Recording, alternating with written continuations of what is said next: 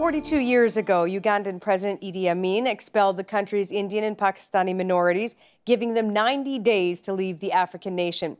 Author Tasneem Jamal's family was one of those that fled, and she draws on that experience in her novel, Where the Air is Sweet. And she joins us now in our studio. Welcome to the agenda in the summer. Thank you. Okay, before we get into the book, which we will do at some length, tell me about your family's connection to Uganda. Yeah, it's my grandfather left Gujarat in India. Yes, it's a state in India, in the western part of India. He left in about 1920, between 1920 and 1924, I'm not exactly sure. And he went on his own. He was married at that point and had one child. And so he left his wife behind and took a steamer and went to East Africa. And this was a fairly common way that South Asians moved to East Africa. It's a pretty sort of logical route to cross. It's just the Indian Ocean you cross when the monsoons are favorable. People used to go for many, many years, sort of pre-steamer.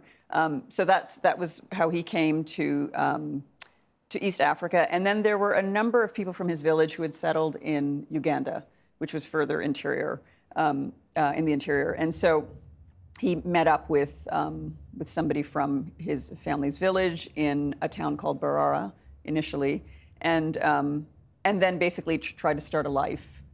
Traveled around, tried a number of businesses over the years. Started small little shops called dukas, and after a few years, he was able to bring his wife and young son over, and then that was sort of how they started to live there. Had more kids.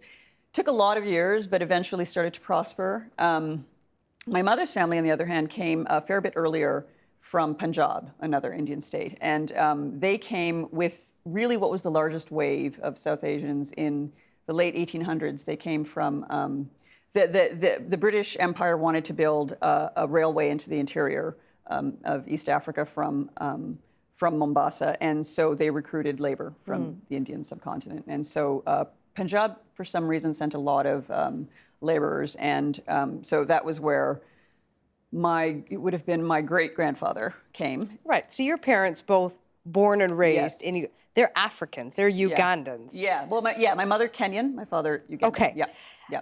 And when you decided to tell your story, because you were born there as well. I was. Yeah. Okay, how old were you when you came to Canada? Initially, I was almost 4, and then we actually went back, and then eventually I was about 6 when we settled here. Yeah. So you tell your family's story in a novel. Yes. You could have done it in a historical nonfiction way. Why a novel? Why did you want to tell it through literature? It's a good question, because I considered doing nonfiction, but I found growing up, when I would tell people about my background, I would encounter this confusion. It's complicated because I'm Indian, but I'm from Africa. And when I would tell people that Indians were expelled from Uganda, and there would be some sort of, oh, yeah, whatever, Indians living in Africa. There wasn't a lot of sympathy. The sense was there was people were just kind of briefly there, and then they left. And so I realized I needed to explain the emotional connection and the fact that Indians were tied to the land in some way. So I wanted to express that, and I wanted people to connect to that emotionally. So I knew that I needed to do it in a novel. And I also, there are a lot of nuances in the relationships with the indigenous population, and I wouldn't want to make blanket statements or generalizations, which is not to say that nonfiction necessarily does that, but I think that fiction allows for ambiguity, moral ambiguity, and as I said, the nuance that. Okay, well, let's get into the book, because the story weaves through different generations of a South Asian family. The patriarch is Raju. How are his experience, or the family's experiences, reflective of what really happened in Uganda? How true to what happened is it? What I tried to do was,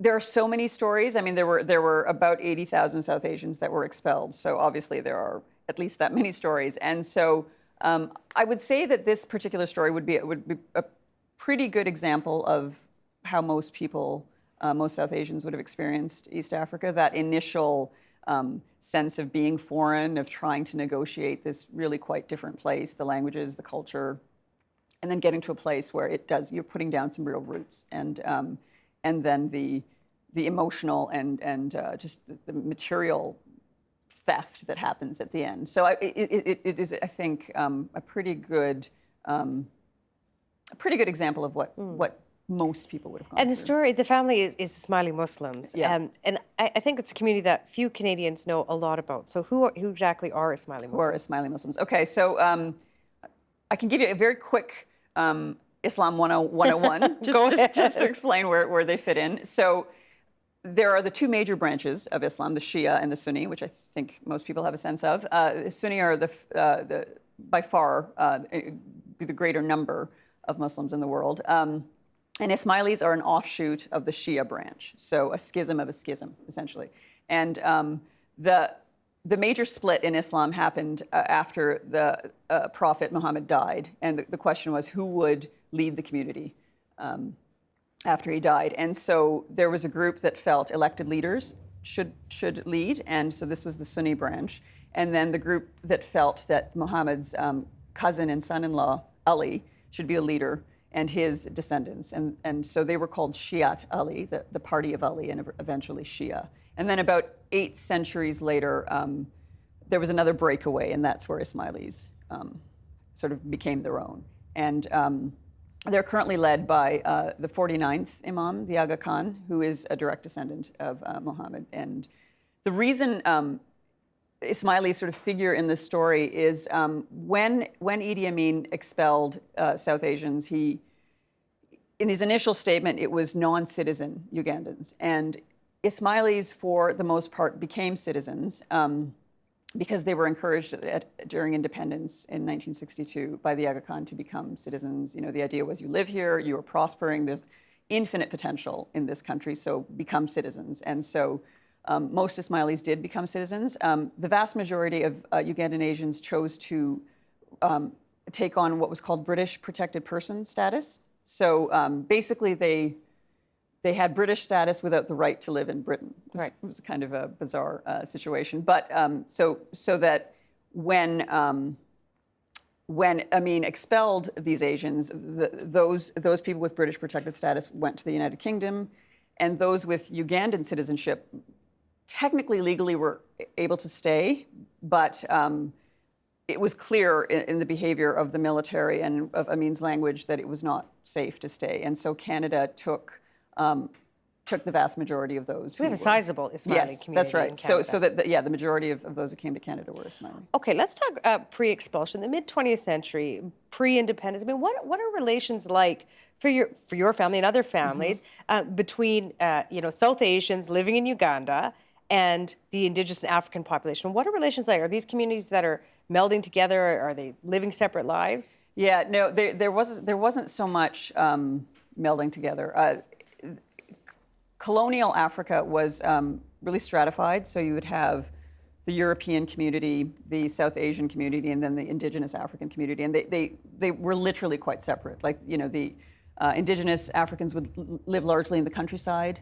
The South Asians were in the cities, they were running the small businesses, they were pretty much the middle class. And then you had the Europeans, who in Uganda, there wasn't a large settler colony of Europeans, not like Kenya, where there were quite a lot, but they were there. And you had things like a European-only Kampala club. The country club in Barara, my family's hometown, was Europeans only for a long time as well. And so there wasn't nobody was really encouraged to intermingle. And was there animosity between the various groups? If there was, it was usually sort of under the surface, and then it would erupt. So sort of quiet acceptance. You do your thing, I'll do my thing. Yeah.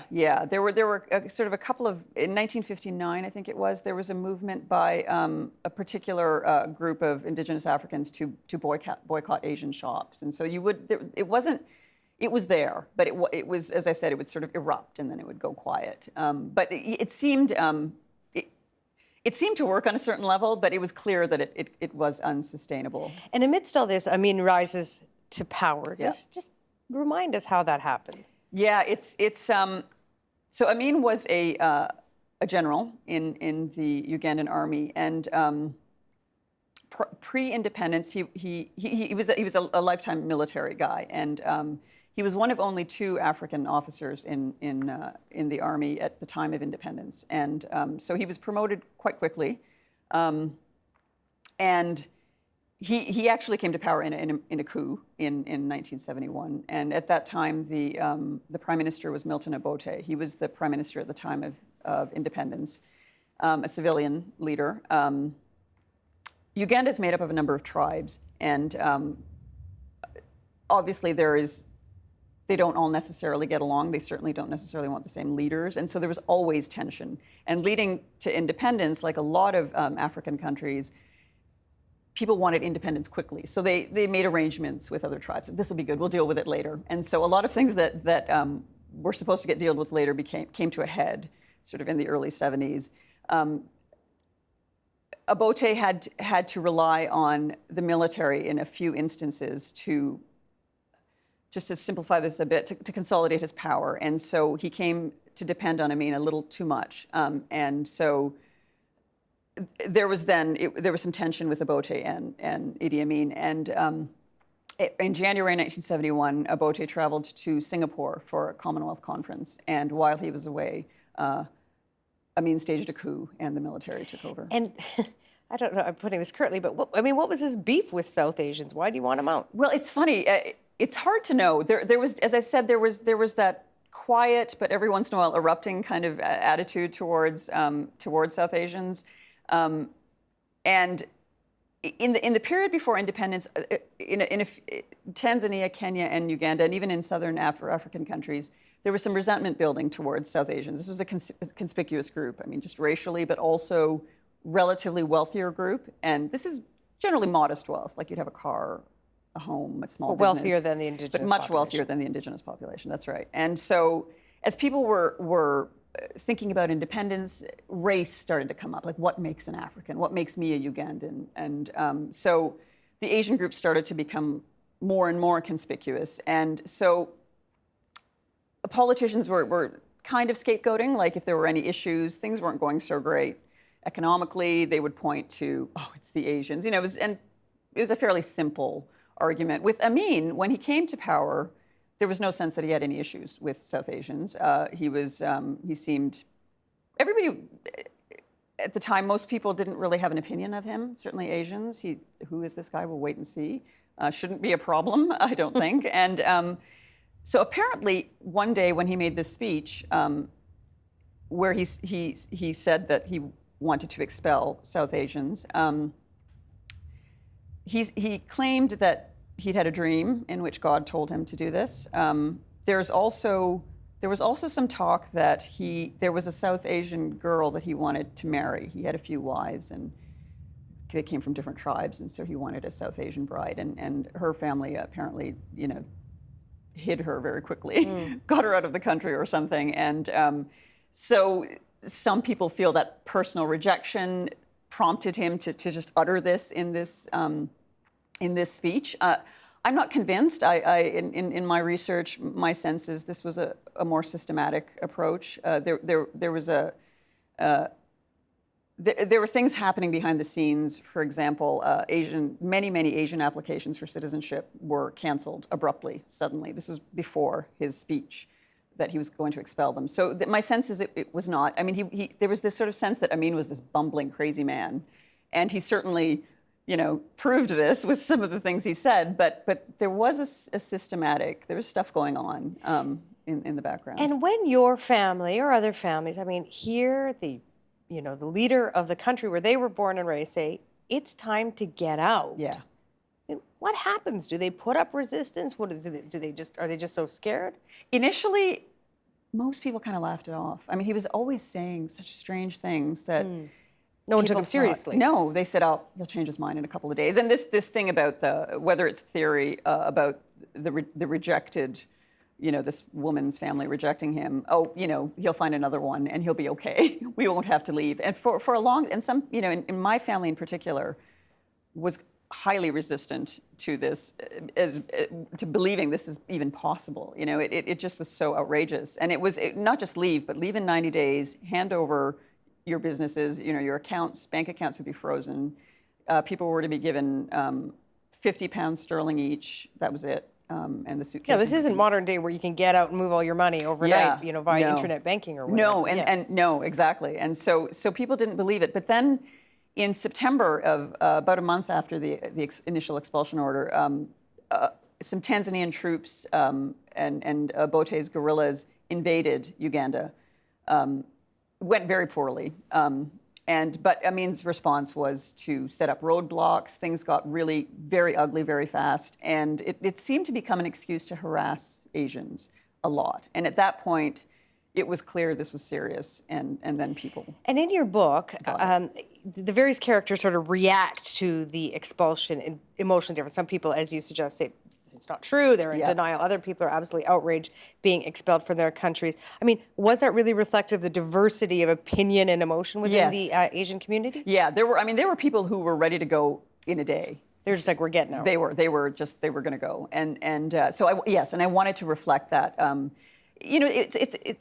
It's a human response. I found a really good comparison is when I was reading survivors of the Titanic sinking, talking about being told to get on the lifeboats. You're on this nice warm ship and the lights are still on, and there's these little rickety life rafts, and everything in their brain was telling them to stay on the boat. And that was the sense, I think, of people in Uganda that this is our home. This is ridiculous. They couldn't even conceive of going where. They didn't even know where they were going. That was the other thing. It wasn't like they did have a home to go to. This was home. So, it was. I think there had to be a period where people could process this information, and for a lot of people, you didn't have that luxury. And one of the characters that's so interesting in your book, Mumtaz, actually has sympathy with the African population, saying that they felt exploited by Asians, and she kind of gets that. Was that a typical sentiment? I don't know if it was typical. I think there was, for a lot of people, the relationship with Indigenous Africans, for a lot of South Asians, it was complex because you had grown up there. Like Jafar, the character, had close friends who were African and felt just a human connection, but socially, culturally, there were these walls, and so there was always a tension, And I think for Mumtaz in those moments, she could relate emotionally to what they were feeling, and yet also be frustrated and angry with it. So I tried to show that that there's no good guys, bad guys. It's everybody. Everybody is sort of could have behaved better, could have perhaps presented themselves differently, but at the same time, in such a stratified society, it was exceedingly difficult to do that. It's interesting that you say that there's no bad guys, because I think most people would say Idi Amin was a pretty bad guy. Yeah, true. What I think he represented, and here I'll go a little bit into metaphor for the sake of the narrative. He really embodied the rage, and a character says that at one point in the book, of hundreds of years of Africa, of the exploitation, of colonial legacy, of there's no question. There's some scenes where Mumtaz is at the Barara hospital and she sees these Indigenous Africans just waiting to maybe somebody will give them some treatment. They've walked probably for days to come to the hospital, and she would have just walked right by them and went into the hospital. And to be comfortable with that kind of environment is a challenge to somebody who's even remotely connected to their own emotions. And Amin is a product of something, and so of that environment and that attitude. That racism. Yeah, exactly, that racism, yeah. All right, so now in Uganda, I mean, the expulsion was tens of thousands. I think you said 80,000. Yeah, about 80,000. Yeah, there are different numbers kind of thrown out, but tens of thousands in any case. Are there South Asians still in Uganda today? There are. There, in I believe it was the early 80s, the Ugandan President Museveni actually invited Asians to come back. They would be given their property back if they came. Remarkably few wanted to go back. Most were happily settled in Canada and the UK and elsewhere. Some people did go back, particularly if you had property in Kampala, because the rents were very high, and you could actually you could get going, start businesses fairly quickly. But I can't imagine there's more than I don't know exact numbers, but I'm thinking around 12,000, maybe 12 to 15,000 Asians. You know, at their height, there was anywhere from 60 to 80,000. And are they treated well in Uganda today? I haven't spent a lot of time there. I've spent some time there. Generally speaking, yes. There have been some outbreaks of you know, there's some violence against South Asians probably about 6 or 7 years ago. I would say that there's more tension there than there was in the 60s, overt tension. And I think that my sense of the South Asians there is they're conscious that you kind of maybe have to keep a foot outside of the country. But there's also new immigration coming from India as well, right, from South Asia. So there's that whole new wave of brand immigration. New, yeah. So your family comes, in what year do they come to Canada? Initially in 72 and then settled in 1975. Okay, yeah. So, and you were a young girl at the time. Yeah. When your family comes here, your mom and dad who grew up, you know, far away, came in the early 70s, what was the transition like for them? In some ways, it was easy in this respect. Uganda was a British colony, and so there were, you know, everybody spoke English. Businesses, owning homes, all these things were familiar. So you had mortgages, you had to have a merchant's license. You know, all these kinds of things they got it. They had district commissioners, but basically they got municipal government. All these kinds of things worked quite easily. I know my mother talks about just how thrilled she was at how wonderful the public schools were. You know, the doctors were free. There were all these things that, okay, this is actually a lot easier.